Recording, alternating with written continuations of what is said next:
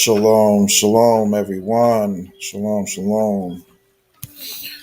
Today will be a quick work, quick work, quick work.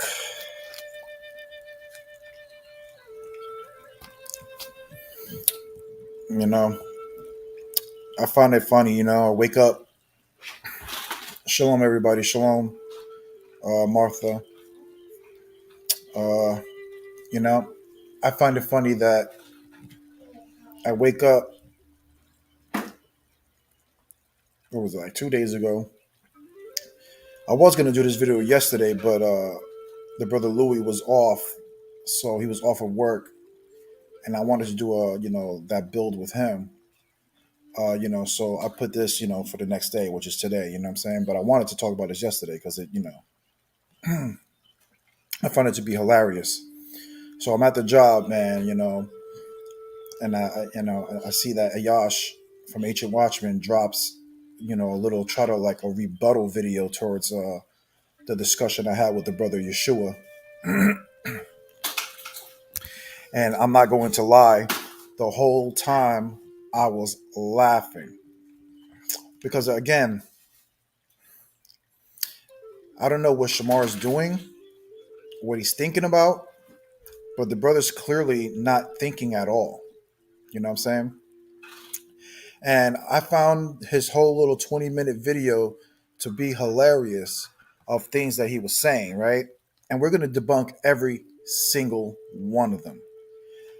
And this is why I was the debater and he was the so-called teacher, right? Meaning he could go and teach his classes because he's more talkative, right? He's more of a talkative person, right? But we're gonna, just show today why I'm the debater and he's not, because everybody knows this, right? I say this all the time. Everybody knows this.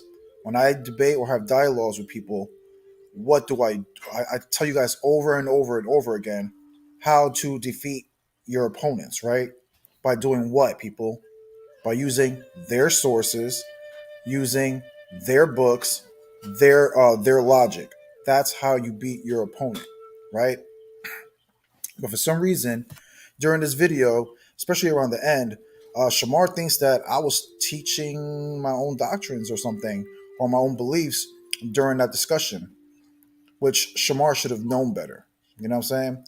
So now he's going to have to sit back and get this rebuke because Shamar does not know the scriptures. Okay, people, and I'm just going to keep it real with you. He does not know the scriptures the way he claims he does, and I'm going to prove it today thoroughly. Okay? Let me see. Shalom, Raymond. Raymond. Shalom. He said, okay. She said, I don't watch. Okay. Yeah, but yeah, Yash made a 20-minute video. So yeah, we're going to review it. So you're going to watch it anyway. So so we're going to see it. And we're going to review his video. And I'm going to debunk everything that he says out of his mouth about a few things. And it's going to be horrible. It's going to be another bloodbath. And again, you're going to see the real reason why, a lot of people don't want to see me when it comes to having discussions, right? So I'm going to share my screen.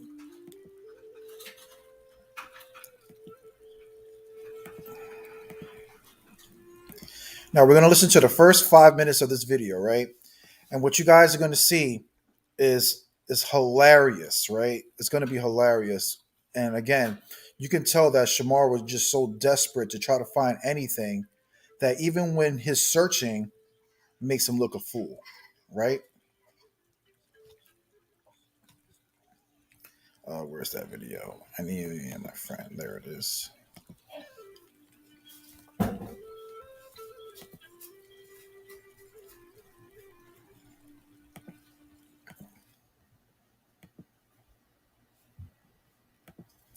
Finish it.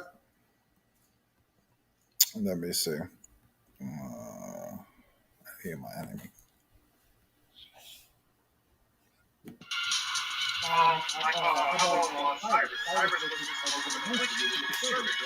Yes, sir. Right.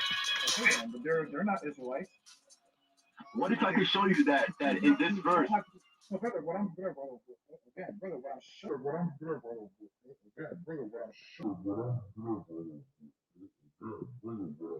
showing you is that your whole stance about the servant only being Israel is just an incorrect statement. Even according to the book of Isaiah, and I'm showing you throughout even the rabbinical writings that the chapters such as Isaiah 42 and 1 by both the Targum and by the Reduc both agree that it could be the Messiah, but also in Isaiah 49 and Isaiah 50 verse 4, according to the Reduc and like again Ben Ezra, that actual servant there, according to the biblical rabbis, Uh, uh, taught uh, that uh, in uh, the synagogues that it could also mean the prophet Isaiah. Oh, don't mind that. That was Shamar choking on some shrooms.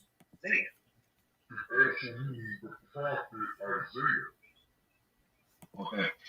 So yeah, Now I want to correct you. I want to correct you something that Now, I want everybody to notice that Joshua is basically cornering Jose Vega because Jose Vega doesn't know Hebrew.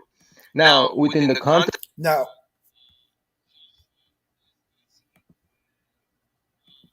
now everybody's hearing what he's saying, right?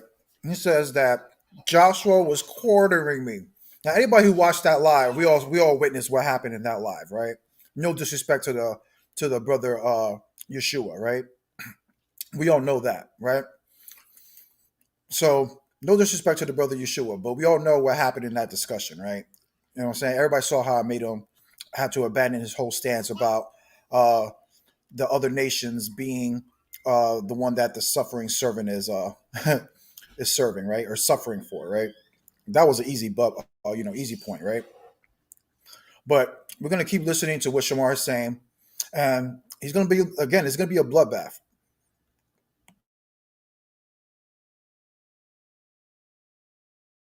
of Isaiah 53, when you guys go into the Hebrew, this is why Jose Vega is avoiding the whole subject. This is why he's just babbling, trying to like create a bunch of walls to try to deflect. But Joshua is just waiting for the moment to like bring in the blade. Just watch this. He gonna bring in the blades. Watch this. Watch this. It says, let's read. I'm going by your own logic. It says this in verse 8. It says, the he there you're saying is Israel, was led away after an unjust trial. But who even cared? Indeed, he was cut off from the land of the living, which is still Israel, right? Because of the rebellion of his own people. And this is why I debunked you before. Okay, I already debunked you on that when I showed you that this he cannot be talking about the nation of Israel because this nation again it would be the same thing.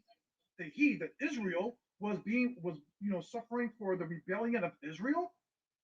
But no, then you're no. saying, but hold on, brother. But then you're saying that he, after your own people, he Israel was wounded for them, which is Israel.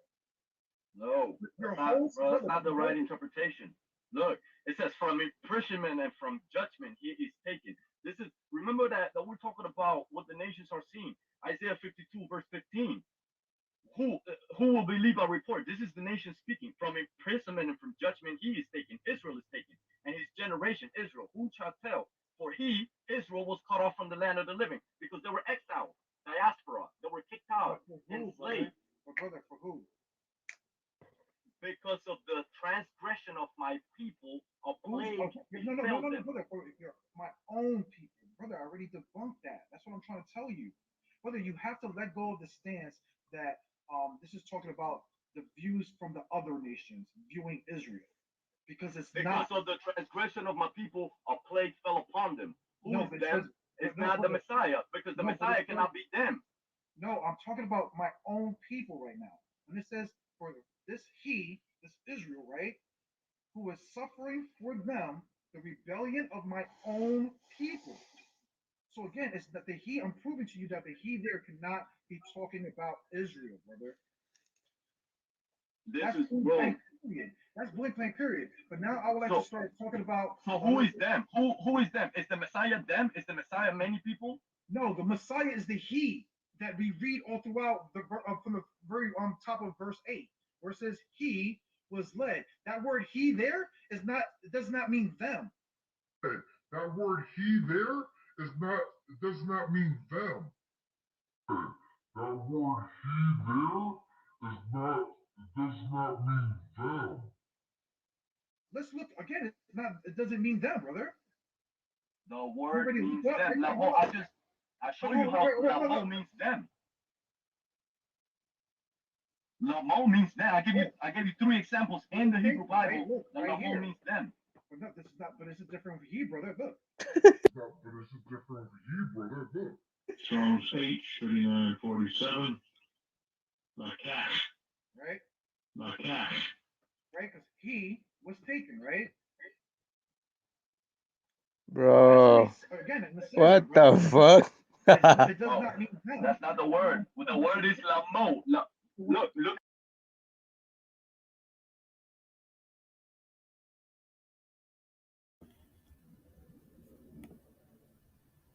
I want everybody to remember that. Okay?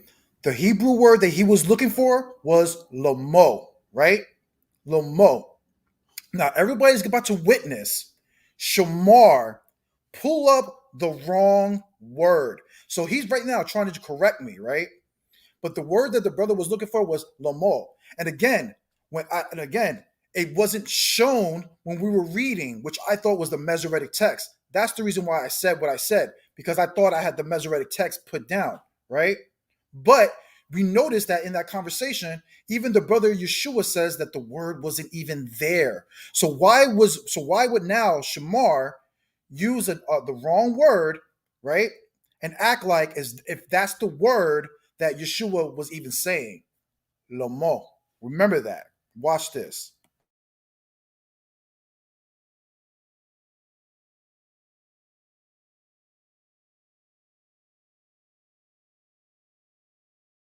Look it up on the. Brother, I understand. Brother, I understand that. I'm trying to still show you the flaw of your argument. You're trying to. Yo, once again, this is crazy, bro. Like,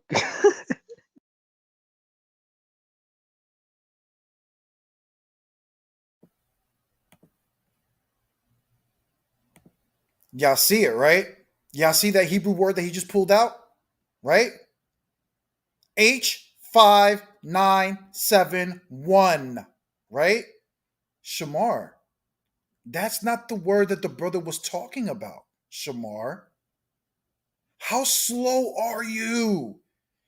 Matter of fact, I'm going to show you what word he was actually looking for. And I'm going to prove my stance to show you that when we were going through the verse together, me and Yeshua, we couldn't find the word lamo anywhere. So why are you going into another Hebrew word on your channel trying to make it seem as if I don't know what I'm talking about? When obviously, Shamar, you don't know what we're talking about. You're lost from the conversation.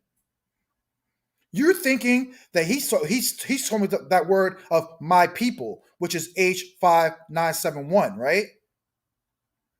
It's not there, Shamar. Watch, I'm gonna rewind it again so you can see it real quick. Right? The word, you see it, right?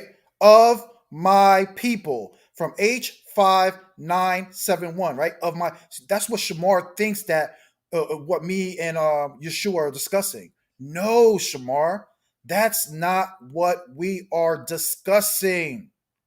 I'll show you what we were discussing, sir, to give you context. Because again, this is what demons do to try to throw people off the scent, right? So I'm going to share you the truth of what actually was spoken and give you guys the context. Watch this. Enemy for victory. Yeah, Isaiah. Yep. Now listen very closely. Watch what I say here. Shamar. Let me make a big screen for y'all can see it good. That you made a mistake.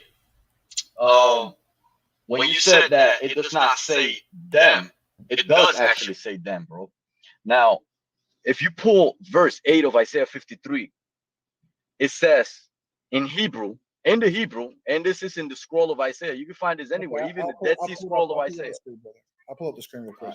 Pull up the screen. Now watch me pull up the screen, everybody. 53 and 8 again. 53 and 8, and pull it up in Hebrew. So, because I want to show you something. Okay. When it says he was cut off for the land of the living. Okay.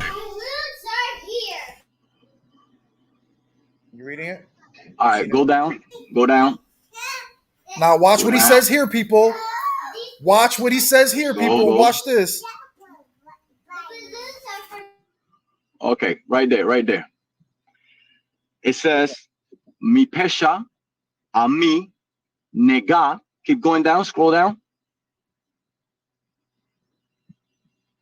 And it's missing. And it's missing. That's missing. Not a good, and it's missing. You hear that, Shamar? All right, clean all this up. This is what happens when people who want to be the diligent destroyer thinks that they can listen. What happens when people mess up? Shamar, we were discussing a word that we all just saw on the screen that even he admitted wasn't there. He said, where is that word lamo there? He said lamo is supposed to be there at the bottom, not where it says my people, H5917 or 17. What are you talking about, Shamar? You don't even know what we were even talking about. That's how lost you were.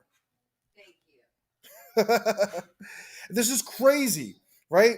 So we all saw the facts, right? Let me show the part again, right? See, right under it says Naga, right? The brother Yeshua says that the word Lama is supposed to be there, which I agree. And a matter of fact, I'll even show you. Matter of fact, I'll probably show that another time or a little later, right? We'll probably do that one, right? Matter of fact, I'll do the Masoretic text. Because even the Masoretic text even agrees with me. So I'll even show you, right? To show people that, that I don't even need that, right? I'll show that, right? Let me see. Where's my thing now? Here it is, right? So we see it, everybody, right? We're seeing the Masoretic text on the screen right now. This is the Masoretic text, right? Now, I'm going to go to the word right here. Like the brother said, it is there. It is in the Masoretic text, right? But again, remember, when we scroll down, right, because we were reading down this, right, because I thought that I was under the Masoretic text here, right? So when we and the brother Yeshua were reading down together, right, after Naga, do you see? It's missing. It doesn't say Lamo. Okay?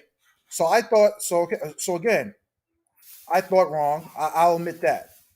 But it wasn't the Masoretic text. But even though, let's get into the Masoretic text where it does actually say it, right? Right there, right? It says, translated Lama, from the root Hebrew proposition suffix, prominable third person, masculine plural, right? Meaning it basically in the plural. So I would say he was kind of right when he says them, right? But let's go to the Hebrew word before that, which is Naga, which means right there, right? Under the English, it means was he stricken, right? But then before that, it is Ami, right?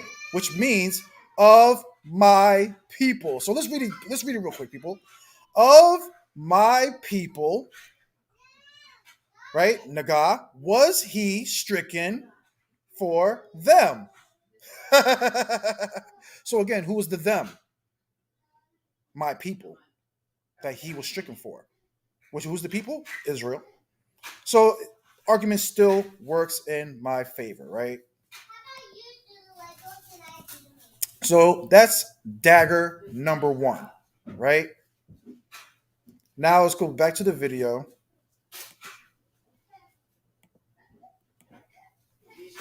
Because again, Shamar is making arguments that's ridiculous right now. Everybody's seeing it. Where is it? The editing anatomy. Here it is. Again, this is crazy, bro. Like, oh man, it's right in the Hebrew. It says them. You see, this is a topic when you get too cocky and laugh. Like Jose Vega again, no, he doesn't know the Hebrew. Yeah, he wants to deny the fact that it's right there. Even though Joshua already gave him like 3 witnesses on the matter. No, he didn't, because he couldn't even find the word, Shamar. You're not even looking at the right word, Shamar. You're lost in the sauce, sir. Oh man, I hate to do this, but it has to be done. Party is saying. It's not saying it's a party. It's every Hebrew Bible in the whole earth. Before you say that. You make it refer that. You're reading. And it's not in the Masoretic text or the L. It's not in the Masoretic text or the L. It's not in the Masoretic text or the LX. It is on the Masoretic text, bro. It is on the Masoretic text. I will allow you to share. Okay, share your screen of the Masoretic text saying it. Show your screen of the Masoretic text saying it. Give me a second. Let me turn on the light. Give me a second, bro. I don't know. If we're being honest, that's what I'm saying. If we're being honest, we have to look at what the text actually says. And you have to admit that your whole stance when you're saying that this he means Israel, the nation of Israel, but then when we read who the nation of Israel is suffering for, but then it's telling you that it's suffering for the sins of his own people. Let me take myself off. Hebrew to English Bible according to the Masoretic text, meaning a plain English translation directly from the Masoretic text. Okay? Now, you go here, go to Isaiah 53, verse 8. Go over. Mi pesha, ami, nega, and this word right here, it says lamo. You see the kamats underneath the lamet? That's a vowel A, an open vowel A. You have the mem, you have the wav with the dot on the top. That says lamo. Lamo means them. Lamo means them. When you read Genesis 9, verse 26, it also appears as lamo when it speaks about Canaan being a servant to them. Canaan being a servant to them. This is for the Masoretic. You hear that, Shamar? The word there was lamo, not the Hebrew word that you were just displaying for everybody. It was lamo, bro. And again, I already showed everybody how when me and the brother were reading down that it wasn't, the word lamo wasn't there, bro, in the Hebrew, bro. So stop it, bro. Stop it. But even if it was there, it still goes against the brother's argument, because how we just read it in the Masoretic text. It read, "For my people was he stricken for them." That's basically what it reads. So who's the them? My people, bro. It still works in my favor. Shamar. Clown shoes, bro. With the vowel punctuation. So you clearly hear. Yeah, I hear you. Okay. If we're being honest, that's what I'm saying. If we're being honest, we have to look at what the text actually says. We get it, brother. Okay, but again, We get it, brother. Okay, but again, that whole thing still contradicts your stance. You know what I'm saying? Wait, what? Bro, so now you're going against the Hebrew? Like, you ask for a evidence about the Masoretic text saying what Joshua is saying while he brought up the other witnesses. Now you're denying the own source that you quoted yourself saying, oh, First of all, nobody was denying anything. That's the whole point. I was trying to move on to another point. No one was denying it. No one called Yeshua a liar. You know what I'm saying? I just said that, look, we read it and it wasn't there.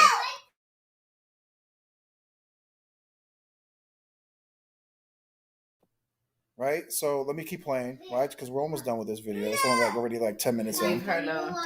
well, it's not in the Masoretic text. It's not in the Masoretic text. Show it to me. Well, Joshua went ahead, chilling out. He went, picked it up, and then brought it out to the light. And now Joseph is denying it. Like, bro, what the hell is going on? This is what I'm saying, that Jose Vegas' light is dimming. It's brighter than ever, Shamar. It's brighter than ever.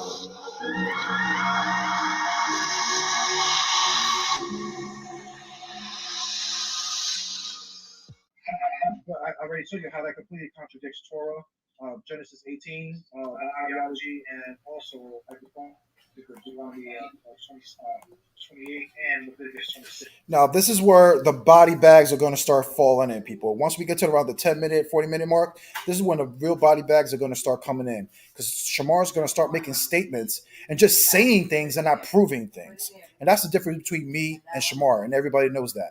I've always proved my stance. I don't talk out my ass like Shamar is about to do right now. Watch this.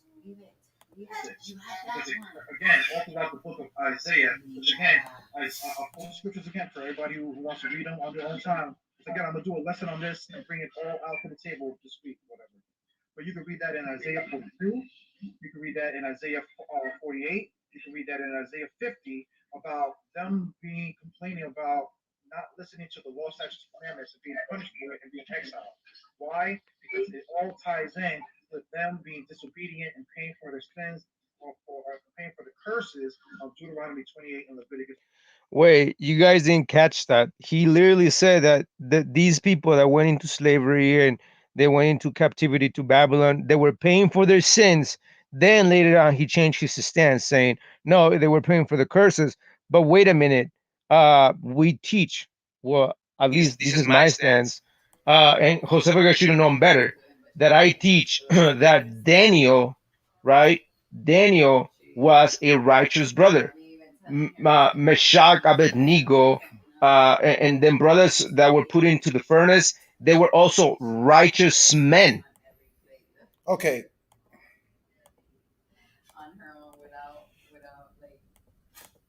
We all just heard what he just said.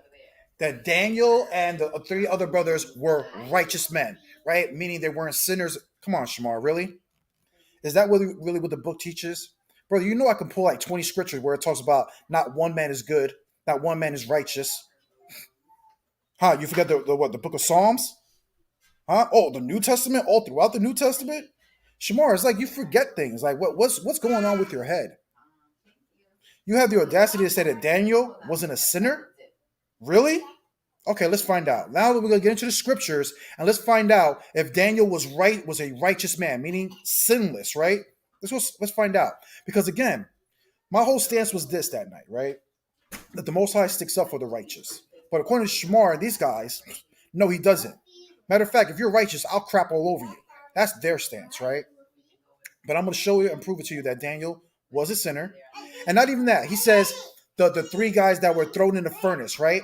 Shamar, did they die? Did they die? Or were they saved? They were saved. I wonder why Shamar didn't think about that. But now let's read the book of Daniel real quick. And let's find out if Daniel was a sinner. Hey, Shamar, have you never read this scripture before? Let's read some scripture tonight.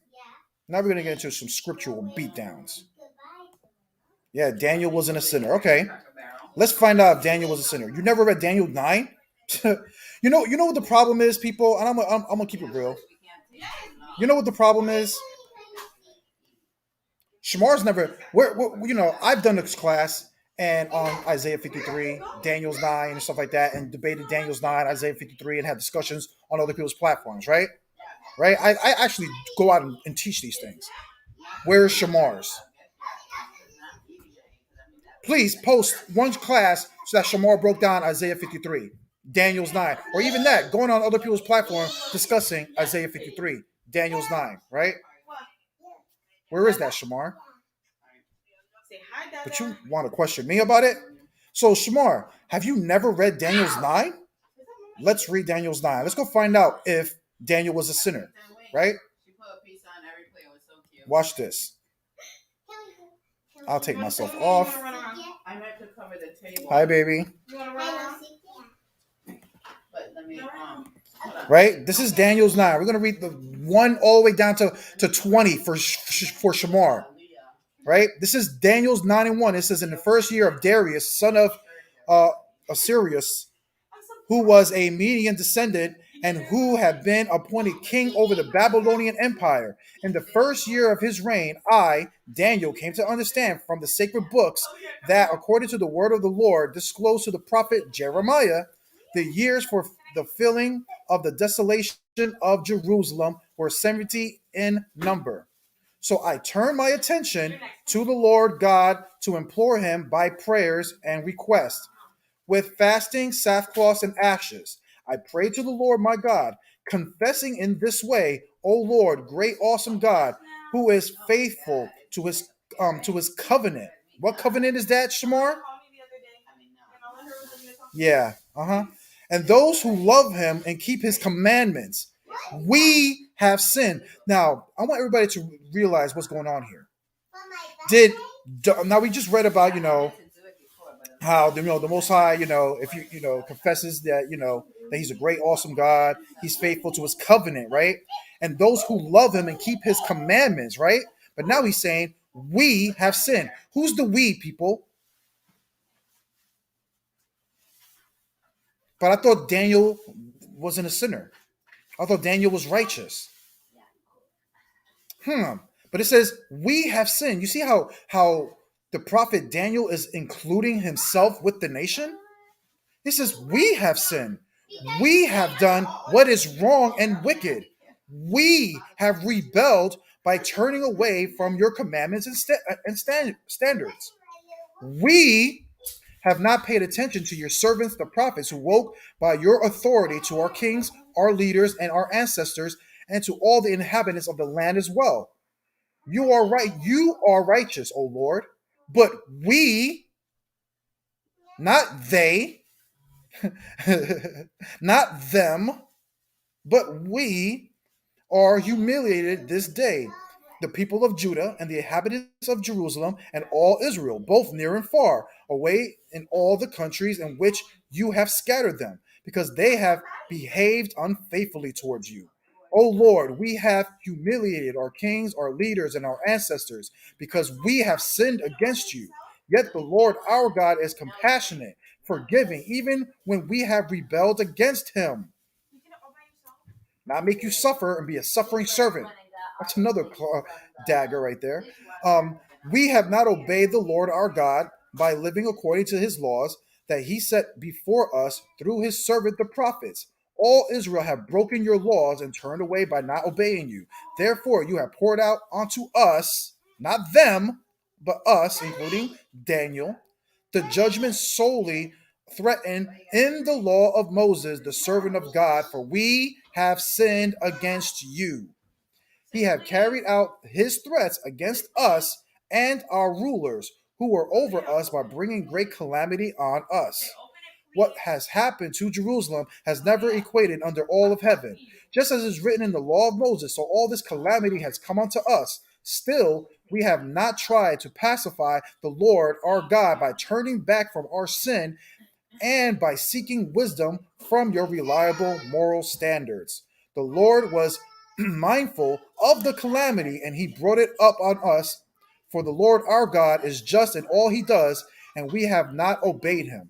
Now, O Lord our God, we brought your people out of the land of Egypt with great power and made a name for yourselves that I remember to this day.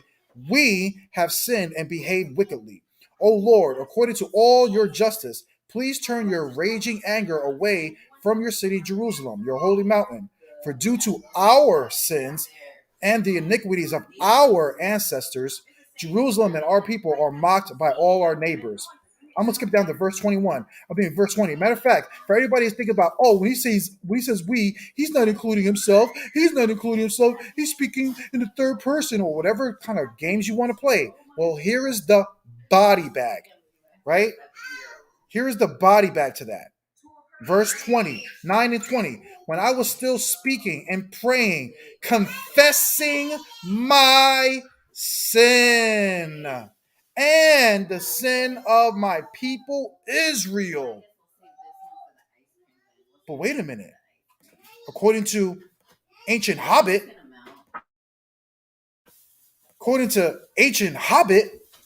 Daniel was righteous. He never sinned. So, Shamar, Why haven't you read Daniel's 9? Why would you make statements and say that Daniel was righteous?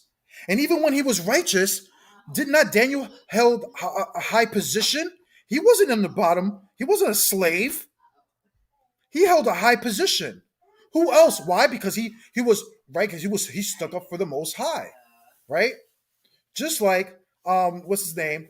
Joseph, who was sold as a slave, and what happened by him showing his faithfulness to the Most High, that in his captivity, Joseph rose high. Matter of fact, he was what, the second in command in Egypt. Was he not? Was he a suffering servant? No, because when you're righteous to the Most High rewards you. He does not punish you. That is not what the Bible teaches. Okay? You guys are clown shoes with this argument. I already showed you in that discussion how it's impossible for Isaiah 53 to be about the Israelites. It's impossible. You guys are going completely against Torah and what the prophets say. I already easily showed that, right? But let me get back into the video, because he's going to bring out another point, which I'm going to have to dagger.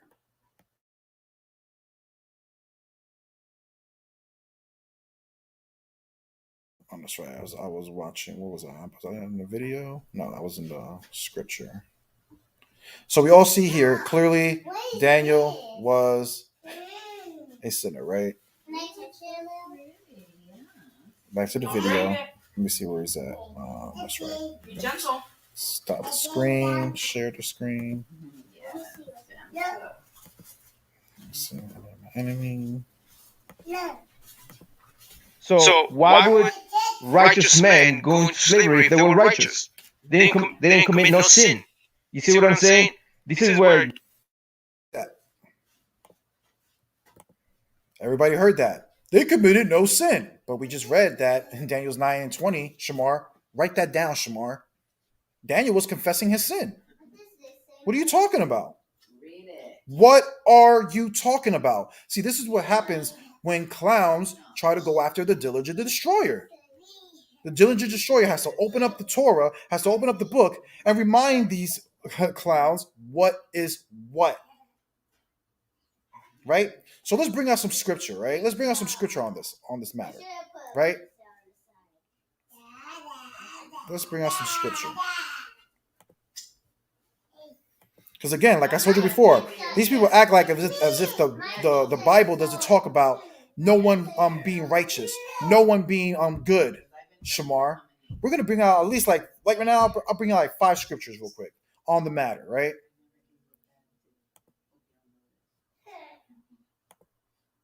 All right, let's go to Psalms. Go to Psalms 14 for Shamar, right? Let's go see what it says in Psalms 14, right? 1 and 2. It says, "Fools say to themselves, there is no God. They sin and commit evil deeds. None of them does what is right. The Lord looks down from heaven at the human race." You hear this? You see these people? So who is Yahweh looking down at? The whole human race, Shamar. What does he see? Let's go find out. To see if there is anyone who is wise and seeks God. Everyone rejects God. They are all morally corrupt. None of them do what is right. Not even one. You see this, Shamar? This is not a New Testament concept for you Old Testament believers. If you guys think that this is a New Testament concept. No, this comes from the Old Testament. Not one. Shamar? Right? Let's go to Psalms 143, right? Back to Psalms. Let's go to Psalms 143.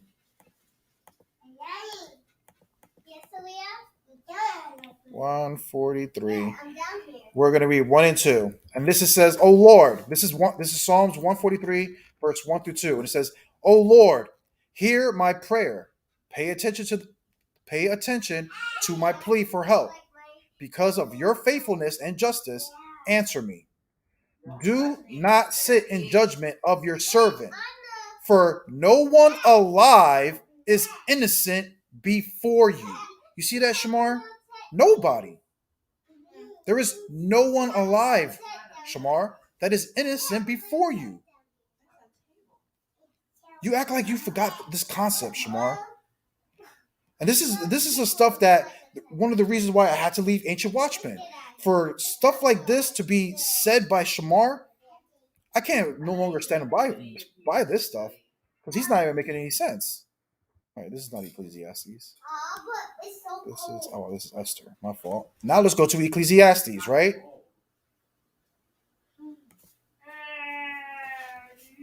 Ecclesiastes chapter 7. Let's go to verse 20, man. And it reads, "For there is not one truly righteous person on the earth who continuously does good and never sins." Shamar, how did you not know this? This is all over the Old Testament, brother. Now let's go to the New Testament. Let's go to the New Testament real quick. Let's go to the book of Romans real quick. Let's go to Romans 3. We got two verses in this chapter. Let's go to verse 10 real quick. Right? It says, "Just as it is written." Where is it written, people? Where do we just quote this from, people? This is from Torah. Just as it is written, where? In Torah. "There is no one righteous, not even one." Shamar, how don't you know this? Don't you remember when the guy asked Christ, how does he get the key, get into heaven? And when he says, "Is there any good?" What did Christ say? That there is no good except one, and that is the Father. You see how Christ even excluded himself, Shamar? You know why? Because Christ knows the Torah. But again, there is no one that is righteous. No one. Shamar, how don't you know this? But let's go to verse 23. Right? "For all," you hear that, Shamar?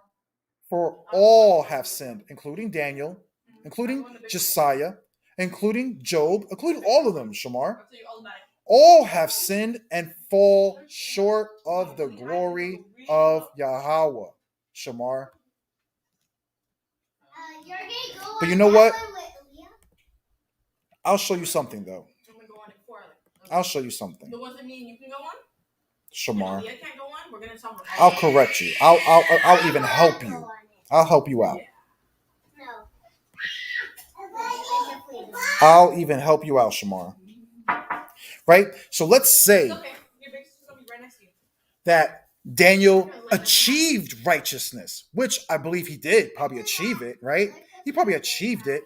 But no, he was a sinner just like everybody else. That's why he was taken away when he was 13 years old, right? He was taken away in captivity with the rest because all Israel was sick or was wicked. All of them, including Daniel, he was not righteous, right? But when he started sticking up for the Most High, right? What happened? Did the Most High punish them? No. Even though Nebuchadnezzar and the advisors wanted to punish Daniel, throw him to the lion's den, like you said, throw him and his two other priestly brothers into the furnace, right? But what happened? Did they die? No. In fact, they were actually rewarded. Didn't Daniel become one of the most high,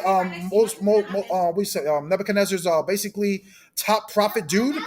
Like, what are you talking about, Shamar? He was actually blessed, not cursed, certainly not suffering. But let's say that he did achieve righteousness. Would the Most High still punish? See, I wanted to say this for my class, but since Shamar wanted these daggers, I'll give him that. I'll give him his daggers, right? So let's go back to the scripture, because again, let's go find out if the Most High punishes the righteous, right? Let's go find out. This is where, matter of fact, yeah. Matter of fact, before that, right? I don't remember much about Disney. I don't remember last time. So where is it at? Enemy. No. Last time, you guys or with my dog? We're going to. No. Is it? I don't even have a photo of me and dad at Disney.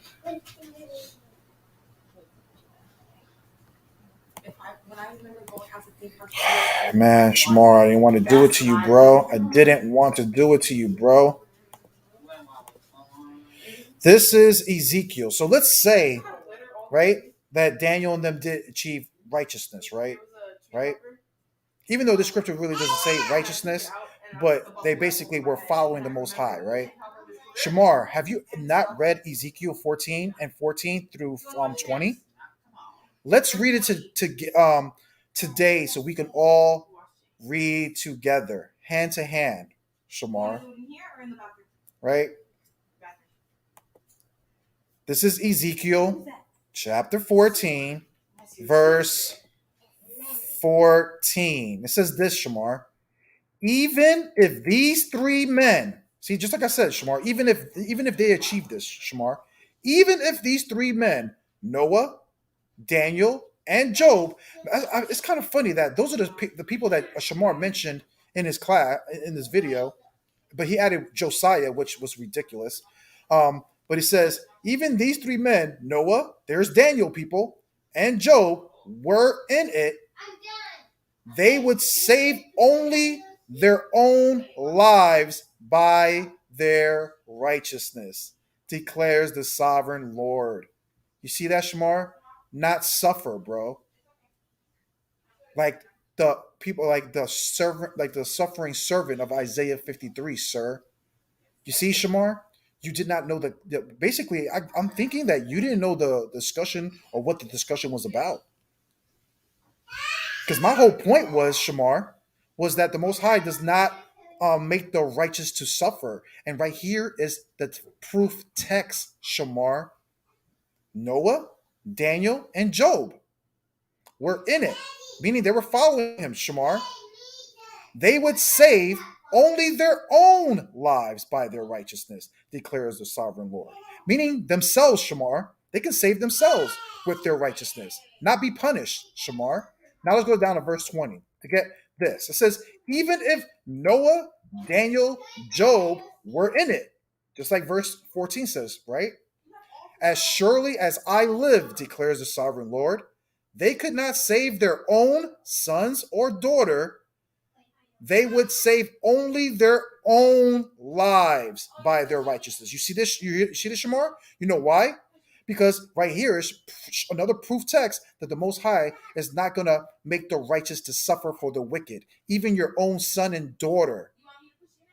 You cannot, you cannot save them, but only by your own righteousness, Shamar. You guys are debunked, bro. So let's keep hearing the video because, like I said, matter of fact, like what I just brought out here, I got to do it. I have to do it. Hold on. I have to do it. Because what y'all just witnessed here, people, was this.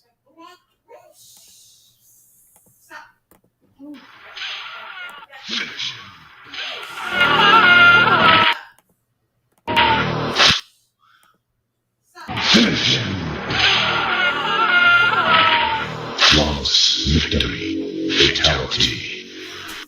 Finish him. Flawless victory, fatality. That's what you guys just witnessed right now, bro. A fatality, flawless victory. But let's keep hearing the nonsense that he's going to keep coming out of his mouth. Even though we don't even have to watch the video because he's just going to say like another name that which I'm going to debunk easily. Like I said, Shamar doesn't use this sometimes, bro. His hatred towards me has blinded him. Like you see how easily I'm dismantling every single one of his points, like easily. Right? But watch this. We're going to keep watching. Where is that? Joshua would have, Share.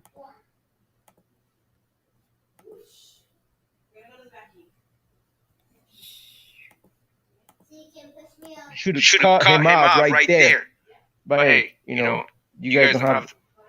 Never mind. Let's see what else bullshit this orange snake is saying. Right? So now we're completely contradicts, because the Most High, all the Most High ever wanted Israel to do was what? Follow the law, His commandments, and be obedient to the Most High. Wait a minute. Josiah is one great example when he found the book of the law. Didn't he follow the commandments? Didn't he follow, the Mosaic law? When he found that, he even killed the Levites in the altar and offered it to Yahweh as an offering, right? Human sacrifice, ding, ding, ding, ding. And then right after that, he was doing deeds more righteous than the previous kings before him. We're talking about King David, King Solomon, and so on and so forth. All the kings prior to Josiah. Josiah was righteous. Later on, when you guys read 2 Kings chapter 23, it tells you that Yahweh even sent him to war and had him killed. So how come Josiah?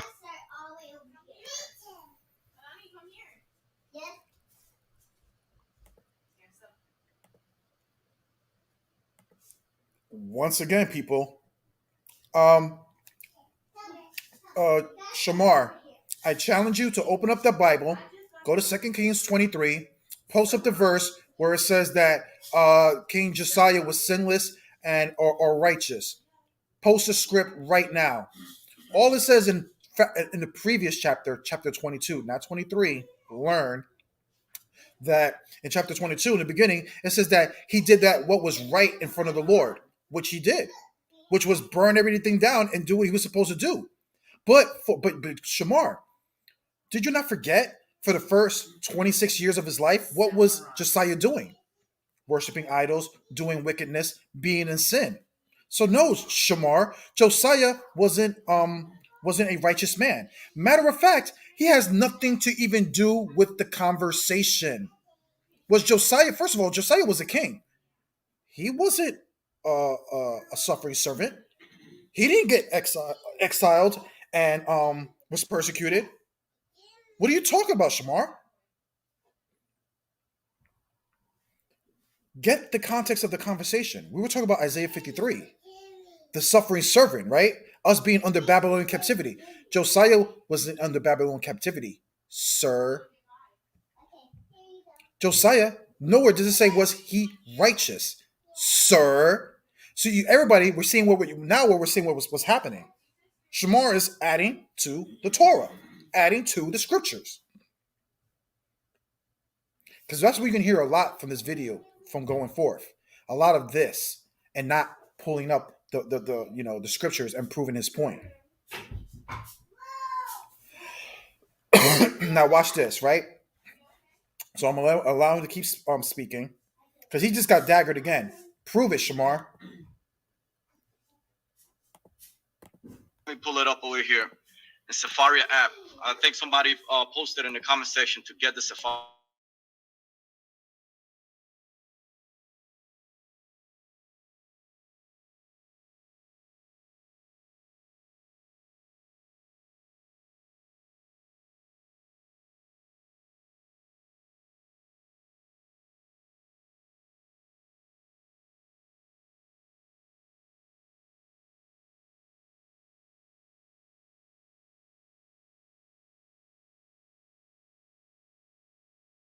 Being righteous got killed.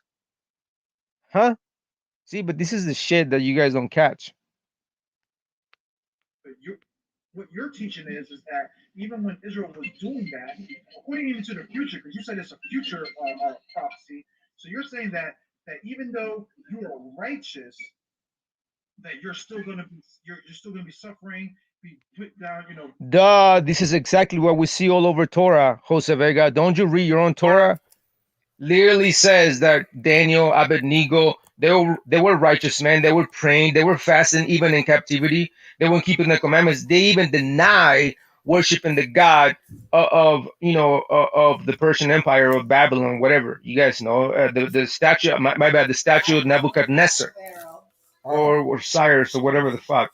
You know what I'm saying? So they were being righteous even in captivity. So again, why would they go into captivity? You're saying that that's not the case. That never happens, even though it does.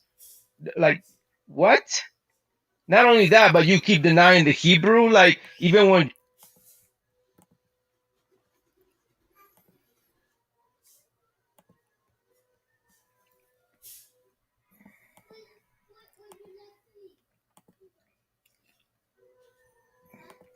Now, again, people, you hear Shamar saying the same thing over again, which everybody already saw that I already debunked everything he just said. But yet he's just saying these things, right? And it's gonna get worse for him, right? Because now he's gonna right. He already brought up Josiah, and now I believe he's about to bring up who's he gonna bring up next? Zephaniah, right? The chapter of Zephaniah. And again, this is where he's gonna get body bagged again, bro. Watch. Joshua completely already destroy you on the matter.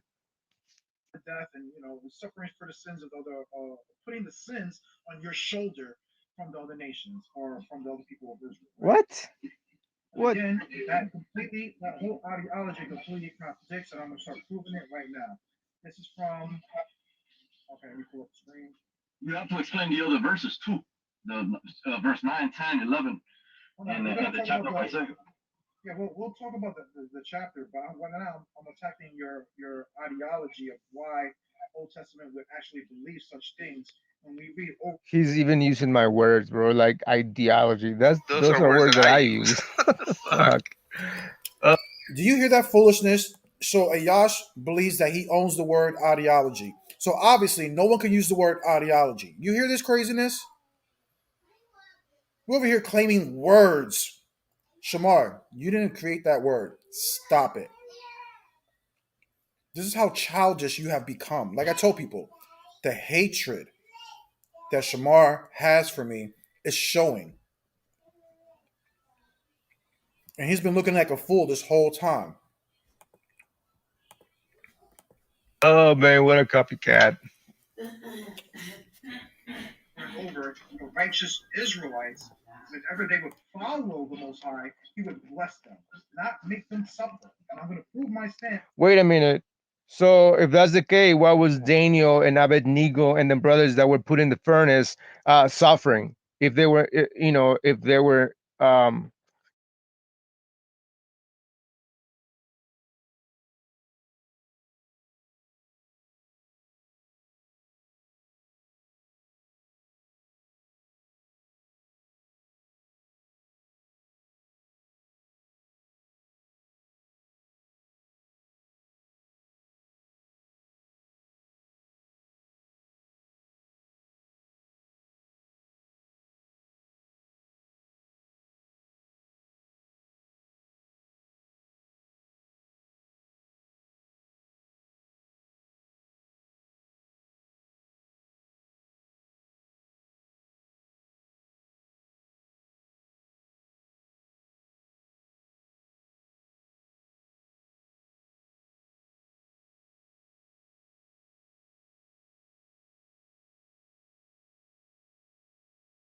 either we're keeping the commandments or we're not keeping the commandments. I mean, which one is it?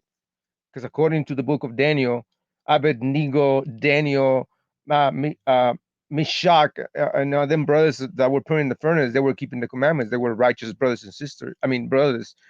And I'm pretty sure there was a lot of brothers and sisters as well. As a matter of fact, you have a lot of brothers and sisters in well, let me not bring that out. Let me not reveal my hand. Again, if you guys didn't hear me, I think I was on mute. I was saying, if you notice that Shamar has been repeating the same point over and over 3 times in a row. You know why? Because he can't find nobody else in the Torah to give any examples of.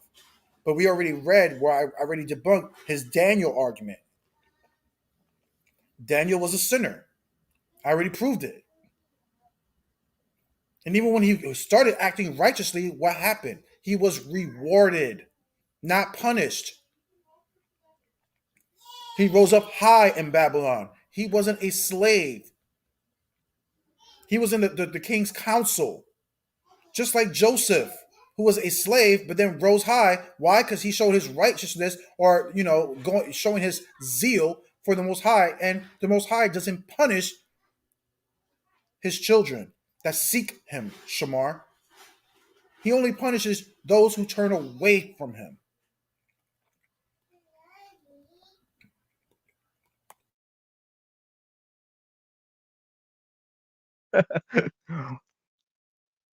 Now, this is another example when brothers have to understand historical, prophetic history. Just like there's a lot of prophecies that have not been fulfilled, there's a lot of prophecies in the Torah that were already fulfilled, right? And so when we talk about here in the book of Zephaniah, talking about the remnant, uh, in verse 2, in verse 13, when it says the Israelites who remain will not act deceitful, like where did they remain at, right? Because there was a group of people that was sent to Babylon to be in captivity, right? Even back during the times of Nehemiah too. Nehemiah, there was a lot of Israelites that were in that captivity, and then Nehemiah came back to Jerusalem to rebuild the walls, the broken walls of Jerusalem, because there was a remaining of Jews that were left behind. Okay, they were left behind during the captivity. Not all the Israelites went into captivity to the land of Babylon.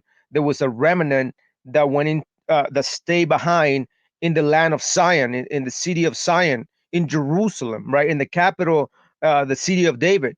So this is basically what it's going into, and then this is where brothers completely like don't even understand what they even reading, bro.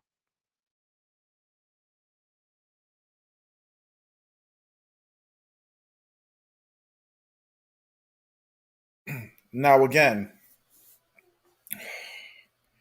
first of all, I don't need to explain what I was reading because again, Shamar, the discussion was about Isaiah 53 and proving my stance. My thing wasn't to prove when Zephaniah took place. Was it a future, past, or whatever the thing, right? A history lesson. That wasn't the point. The point of me bringing out Zephaniah and Ezra 9 and Isaiah 48 was to show that the Most High, when we're in righteousness, that the Most High blesses us. Okay? Not curses us. That was the whole point. That's why I'm reading just certain verses. I'm not teaching him about that chapter. So again, you're trying to make straw man arguments now. You're just reaching at this point.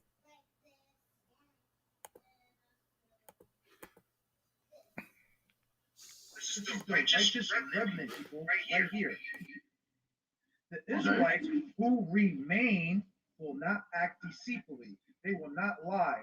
A deceitful tongue will not be found in their mouth. Indeed, they will gaze peacefully like sheep and lie down, and no one will terrify them.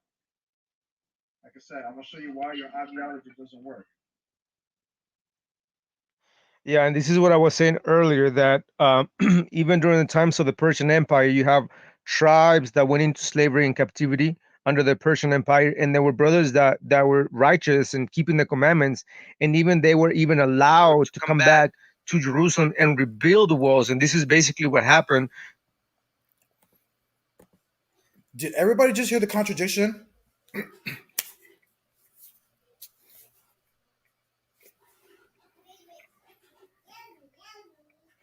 He just said that in the time of the Persians, right, that there was some righteous Israel that were allowed to return back to Israel. Again, what does Deuteronomy 28 say? That if you follow my laws, you'll be blessed. What's part of the blessings? You returning back to the land. Shamar, you just debunked your own argument right there, sir. Oh, there was a righteous remnant that returned to Israel. Why, Shamar? How did they return? Because they were righteous. If they weren't righteous, they still would have been exiled, sir. Bro, this is why, bro. And this is why I never wanted to do a double team debate with Shamar, because Shamar is not that bright when it comes to stuff like this. If he don't have his lessons prepared on paper and what he's going to say and whatever, he's not quick on his feet. Obviously, he was so eager to try to make a video about me that he didn't realize that he was making really weak points. All of it has been weak points. And what did I tell you from the beginning, Shamar? How do I debate? I don't debate using what I believe. I debate by going by what my opponent believes. So the reason why I would bring up Zephaniah 3 is because the Jewish community believes that that's a future prophecy. Just like Yeshua believes that Isaiah 53 is a future prophecy. Shamar, pay attention. Pay attention, Shamar. So again, what matter of fact, I'm gonna keep playing the video because I said it's gonna get to it. It's almost finished. Like 4 more minutes left, I believe. During the times of Ezra, during the times of Nehemiah, when they were sent back under the orders of the kings, King Cyrus and the like, creating edicts or laws to go and rebuild the walls of Jerusalem. That's what Nehemiah did, and Ezra was doing the same thing. And a lot of the other nations were upset because the Israelites, the Jews, right? Because this is talking about the southern kingdom also, only. It's not talking about the both kingdoms. It's talking about the southern kingdom. It's dealing with the southern kingdom. And this is what brothers don't understand. Like Jose Vega doesn't even know what he's even reading, right? Because you have in verse 8, it's telling that in that he has left us a remnant and has given us a secure position in his holy place. Talking about the people that were left behind, because not all the tribes went into captivity during the Persian Empire and even during the Babylonian Empire, because there was a lot of people that were left behind. Now again, people, we all seen how retarded Shamar is. Shamar, everybody's seeing. He's reading. He just read Ezra chapter 9, verse 8, right? He was just reading that verse, right? Then he says that it's talking about the Persian. No, it's not. This is not talking about the Persian captivity, Shamar. This is Ezra. This is talking about after the Babylonian captivity. And we all just heard him say, we all weren't slaves. Read verse 9, everybody. What does verse 9 say? Although we are slaves. This is the Babylonian captivity, Shamar, not the Persian. Get it right.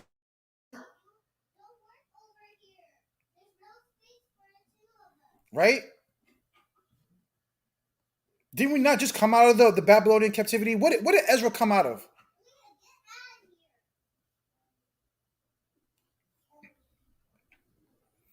Yes, he was anointed by a Persian king.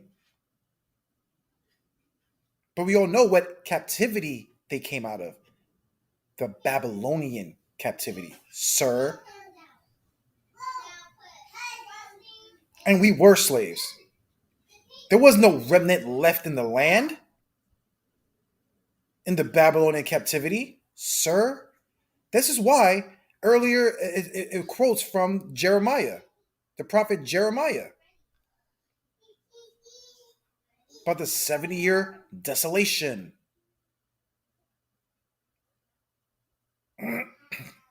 Stop it. Right?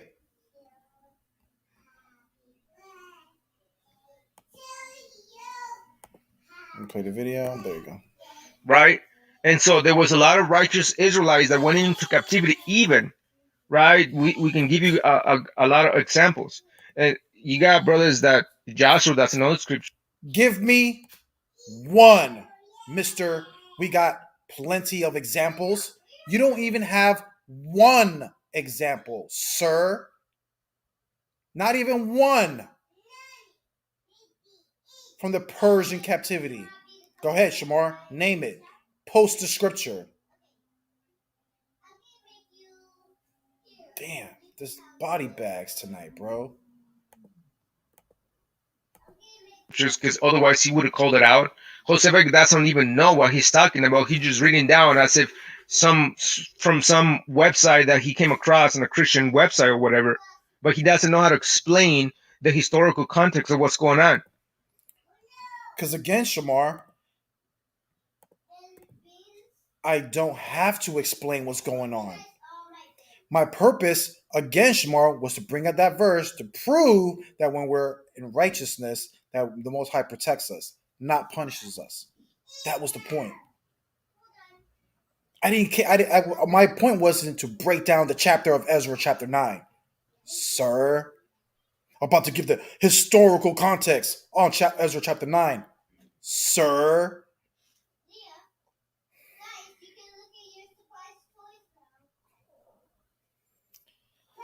Oh, man. Body bags. Right? The remnant that was left behind in the holy city, it was talking about the Israelites that didn't go into captivity. you know, and the ones that were, and there was a lot of them that were into captivity that were also righteous. So that debunks Jose Vegas' points, like right there. Oh, you mean you just talking debunks my point? Notice, everybody, what did I tell you? That 10 minutes ago or 15 minutes ago, I told you that, 15 minutes ago, that from now on, you're not going to hear any scriptures from Shamar. All you're going to hear is lip service. I'm Shamar. I'm just going to say things, and you people are going to believe it. I could bring up many examples of righteous people coming from the Persian captivity. Name one. You can't do it, sir. Can't do it. I'm Shamar. Whatever I say just goes.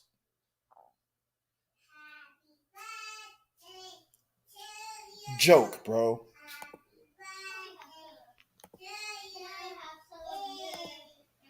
In our time of servitude. So again, like, this whole ideology completely goes against That's what I was talking about, giving them relief from the servitude. Oh, don't mind that, people. That was Shamar choking on some more shrooms again. I think that this is why he's about to cut the live short, because he was about to get picked up by another spaceship. That's why he was just choking. He probably took another handful, shoved it down his throat, and you heard him just choking real quick. This is why there's only like 3 minutes left, because he's about to be abducted by aliens again and hang out with the Archons, you know? That's being that's turning back to Yahweh, right? Again, they were not turning back to Yahweh. They were already turned because they didn't even go into slavery, bro. Like, what are you talking about? Like, do you even know how you read what you're reading, bro? It's crazy that Joshua didn't even call him out on that. It's sad. So we are slaves. Our God has not abandoned us in our servitude. He has extended kindness. Not being put in jail, not you suffering for the sins of the other nation, brother. What?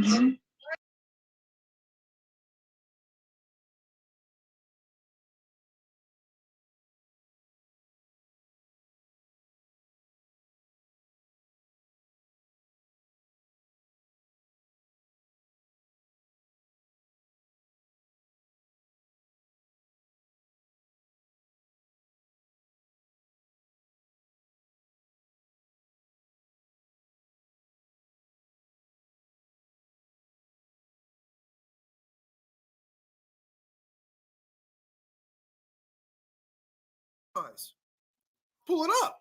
What, you think I don't study? You think I don't study the rabbis' literatures? This is why, when I'm telling you, when I get Yeshua on that discussion of Isaiah 53, what I'm going to do with him is show him what the Talmud and what his rabbis and all the rabbis have to say about Isaiah 53 and to serve it in the book of Isaiah. Bro, I'm going to destroy you guys, bro. It's going to be a bloodbath. You look a little better than what you look like earlier. And I'm going to do what I do best. I'm going to use your sources, your arguments, and use them against you.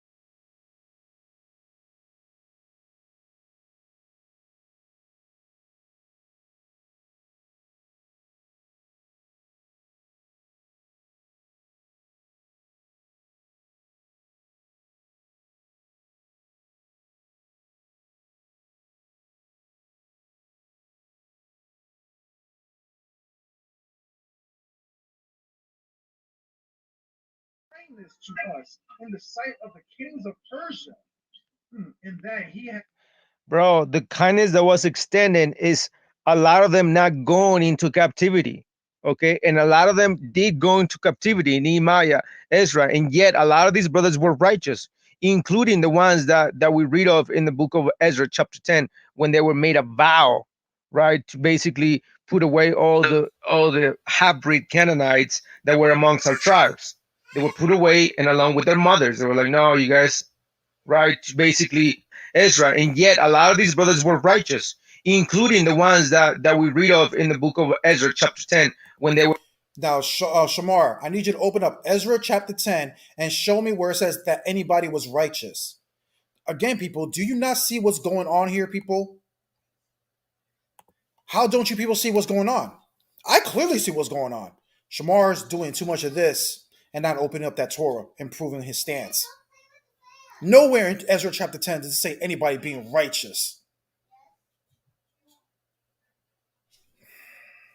But that's what happens when people have hatred towards other people. You get blinded. Your anger blinds you. That you can't even see the simple matters.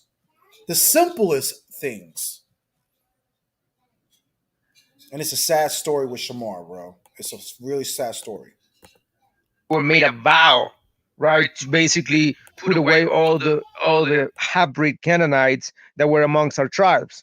They were put away, and along with their mothers, they were like, "No, you guys are defile the seed of Israel. Gone, be gone, half-breeds." That's basically what was going on. Ezra chapter 10, Nehemiah 10, I believe too. But anyway, so that's basically what's going on. But let's see what else they say.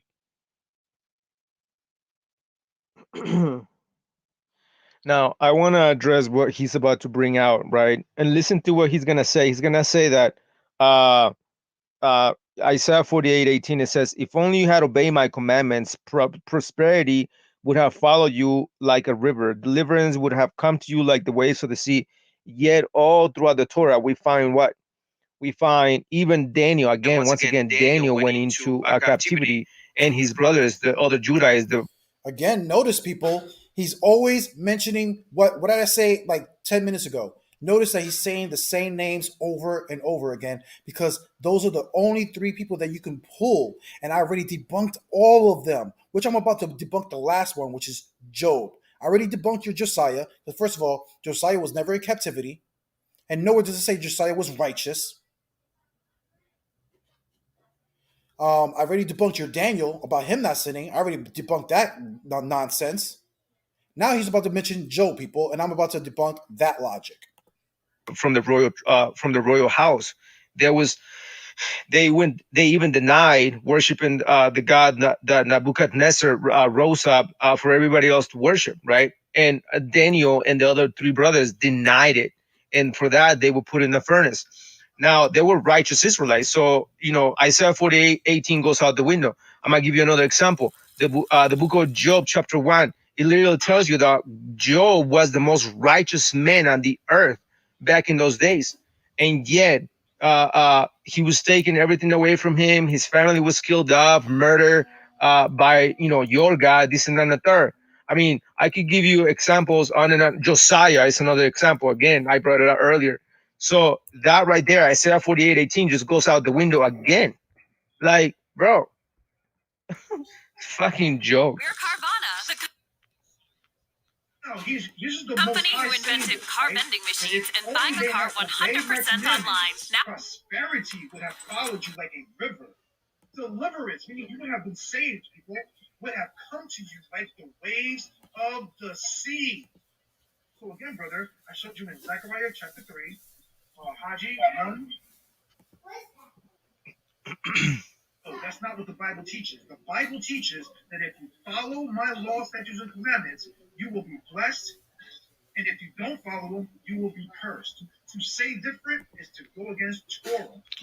Well, according to your own Torah, once again, Job, one greatest example, the most righteous man. What happened to him?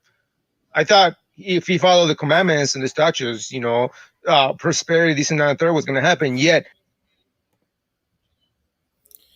Uh, like I said, this is the last point I'm going to address from Shamar, right? Shamar, did Job go into captivity, right? Over his righteousness? No, he didn't. So that right there debunks that one point, right? But two, did Job make a contract with the Most High like Israel did, sir? Because the whole debate was about Isaiah 53, about Israel, sir, about Deuteronomy 28, Leviticus 26, about us breaking the contract. That was my whole stance the whole night. Job never made no contract with the Most High, saying if you don't follow my laws, you get cursed. You do. You'll be blessed. Shamar, use this next time you try to come out the diligent destroyer, okay? Because all tonight, you got body bags, sir. I'll show you what happened to Shamar. Right? We're gonna do a little replay about what happened to Shamar tonight, everybody. Right? We're gonna do a little replay real quick. This is what happened to Shamar tonight, people.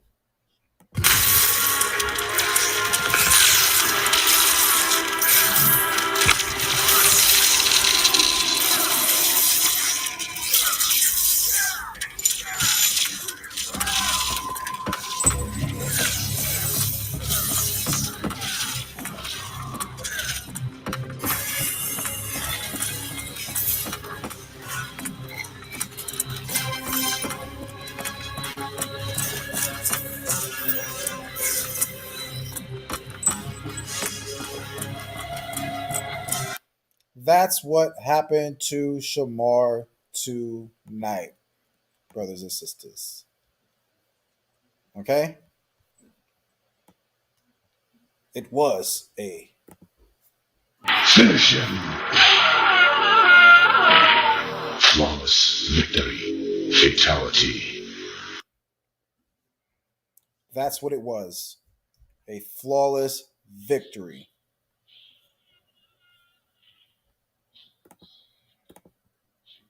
Okay?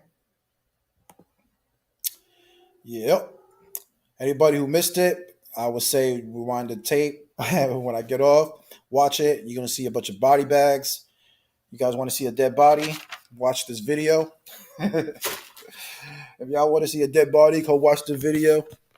Because that's exactly what happened tonight. I'm gonna drop the link. Anybody wants to join in real quick? Have any something to say real quick? If not, I'm end the live. Your boy going to Disney World tomorrow. Going to Disney. Going to Disney. Nah, it's my yeah.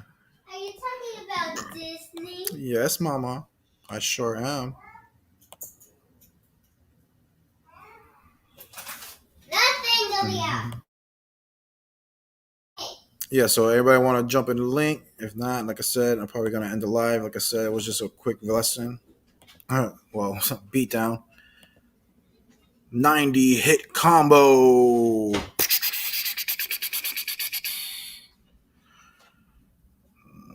Get your own scissors.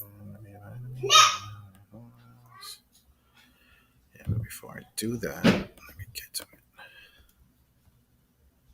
Don't cut it. The what?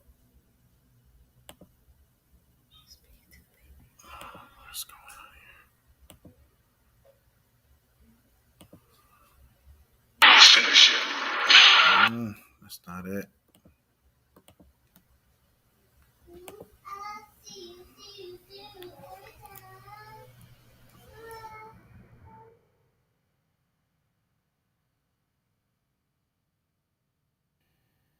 What's this one? Don't remember.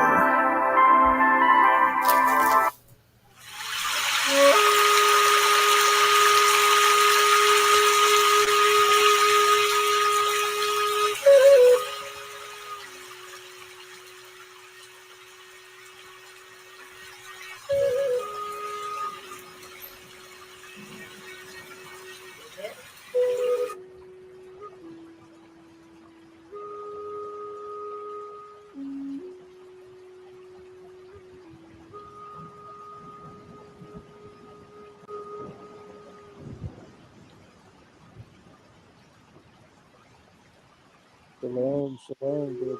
Buddy.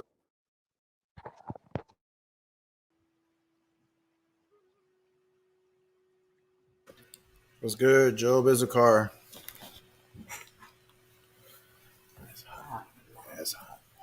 Shalom, Job. You hear me? Hey, I was gonna do a rewind on this, man. Um, I just saw the animation and I came in, I guess, towards the end. Oh yeah. No, I just basically made a quick response to his little video that he made the other day about me. That's basically what it was about addressing all his points that he thought he meant.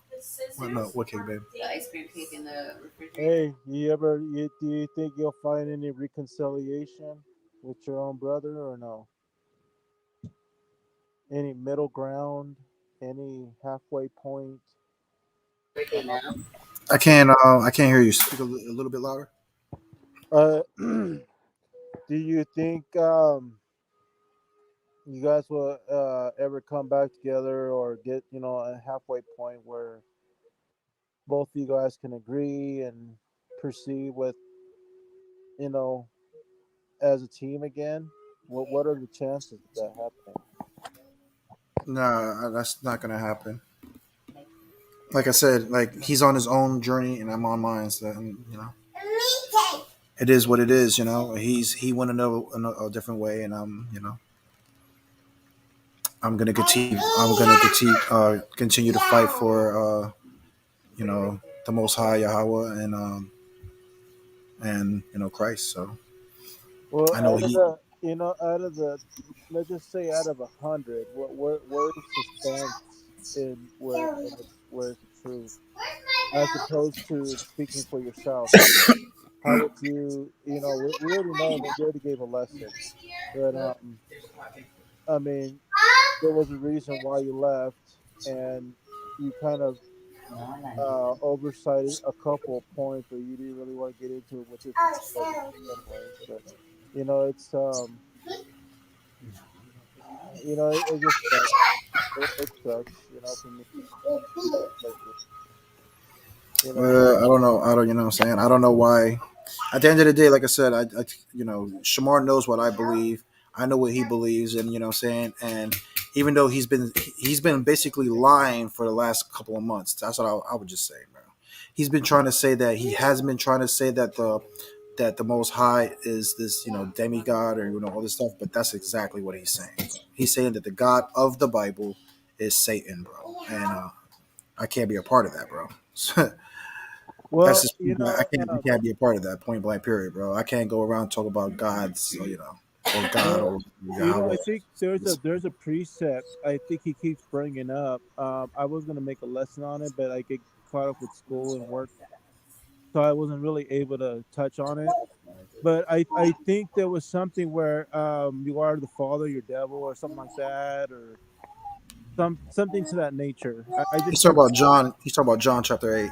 Right. Yes, Uh, that's where Shamar learned it from me because that would be my stance my whole time. And I was telling Shamar why I believed. I told Shamar this a long time ago, bro, about why I believe what I believe. And I've always used John chapter 9 to prove it, that there were multiple guys speaking through the Torah, bro. right, there were. So now Shamar's taking that whole argument and now trying to apply it to the Nag Hammadi scriptures and trying Oh, to be slick with it. well, I mean, he was kind of like, and I mean, my understanding of it, I never really got to break bread with you on this song, on this precept. But my understanding of it is that we are in the land of, you know, that the land was given to, that it was given to the, to the devil or Satan or whatever you want to call him.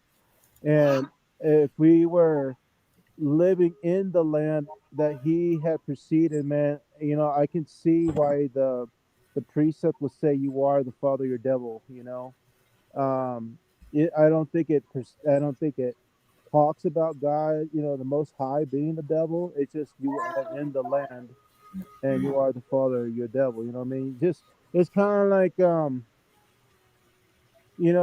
if you live under my house, you follow my rules. you know. Um, and if you don't want to follow my ways, then fuck you. You know, be the shit. Um, and that's the way I see it. I'm not sure how you understand it, but you know, I think that's why John came out and said, "You are your father, the devil." What are your feelings on that? Like I said, the reason why Christ said what he said when he says you are the father of the devil is because basically they were worshiping other gods. That's all it was. That's basically what Christ was basically saying. Like basically he was saying that you and I are not worshiping the same God. Oh, okay, I can see that. Yeah, That's basically what sure. John chapter 8 is basically talking about. You know what I'm saying? Right. And then if you are, I mean, if you are in the devil's home, I mean, his backyard, I mean, you know, you are. Basically, he was basically helping you identify. You know, Right. Right. people who are always craving for bloodshed. You know what I'm saying? That's what he was always that's what he was saying. He's like, you guys are so quick to in John 8, he Right. was like, you know, you Right. guys want to make me bleed, you guys want to see me die, you know what I'm Ex- saying? That's all you guys crave for. You guys crave for blood. You're just like your father, the devil. You know, Right. not even that, just about lies. Lies come out of your mouth left and right. So you think it might be the spirit that it carries on, you know, on the world that we live in now, you know? Of course. You know, it's just that whole nasty, perverted, you know, destructive behavior, and you know, Of we course. have to kind of you know, cleanse ourselves out of that, you know, wake up from that, you know, because it's so easy to be bad, it's so hard to be good, you know. um I'm gonna definitely look into your video there, Jose Vega, and um you know, it just sucks that you guys had to part your ways and stuff, but um I mean, you have your reasons, you know. So I mean, I was just mentioning to Ayash, and I mentioned to you, you know, you guys are you know, elders, and I think it's good for elders to practice patience. There's a, you know, a verse in the Bible, you know, I'm trying to remember the top. I just have a bunch of numbers and code in my brain right now, so it's hard for me to even bring up precepts. Um, where it says, be mindful, be patient, um, you know, stuff like that. You know, and I think with the world that it is carrying on right now, we just kind of get carried on with, you know, the worldly shit. You know, the father, you know, you are the father devil. It's just all this other weird shit that comes along with it, and we don't really focus on, you know, trying to fix the family up, blessing each other instead of cursing each other. You know, I mean, I'll be honest with you, bro. You know, me and Yakasha, we don't you know, break bread like we used to, you know. And I don't go making videos attacking, you know, him or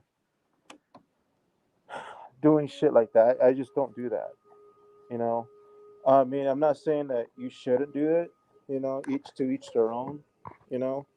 Um, but you know, I still love that brother, you know, no matter what, you know, how he feels about me, or you know, it's just the rift that sucked, you know. Um, it got to a point where his mouth got a little too big for him, and he got called out for it, you know. And well, we did it in private, you know, and um, I didn't want to go that route, but you know, I'm sure I'm from the streets too. You know, I know how to get gangster too. You know, I know how it is too. When someone's got a problem with you, and he was right up there with it. You know what I mean? And I didn't want to say the words that I said, but it came out the way it came out. And um,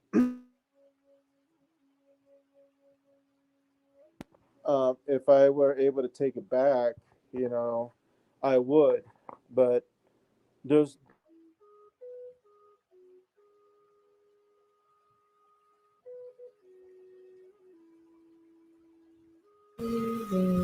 You fell off, brother.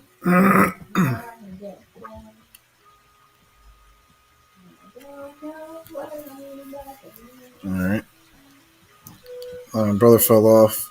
Might come back. Like I said, I'm probably gonna end up live in a minute.